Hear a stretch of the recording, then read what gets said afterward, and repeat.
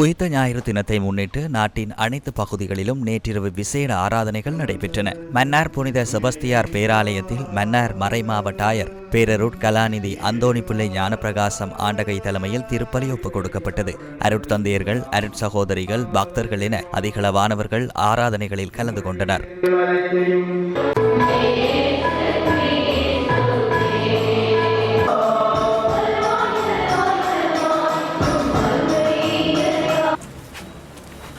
உயிர்த்த ஞாயிறு திருப்பலி நள்ளிரவு ஆராதனைகள் யாழ்ப்பாணம் தூய மரியன்னை ஆலயத்தில் யாழ் மறைமாவட்ட ஆயர் ஜஸ்டின் ஞானப்பிரகாசம் ஆண்டகை தலைமையில் நடைபெற்றது. பெருந்தொகையான பக்தர்கள் உயிர்த்த ஞாயிறு திருப்பலியில் பங்கு பெற்றினர்.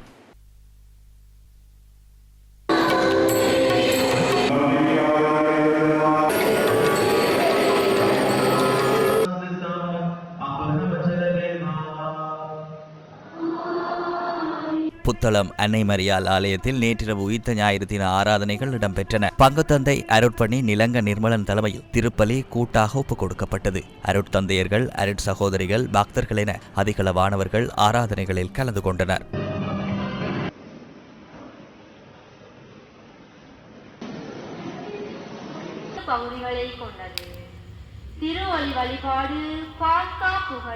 கிளிநொச்சி புனித திரேசால் ஆலயத்தில் நேற்றிரவு உயிர்த்த ஞாயிறு தின ஆராதனைகள் இடம்பெற்றன. பங்குத்தந்தை அருட்பணி சில்வெஸ்டர் அடிகளினால் திருப்பலி ஒப்புக் கொடுக்கப்பட்டது.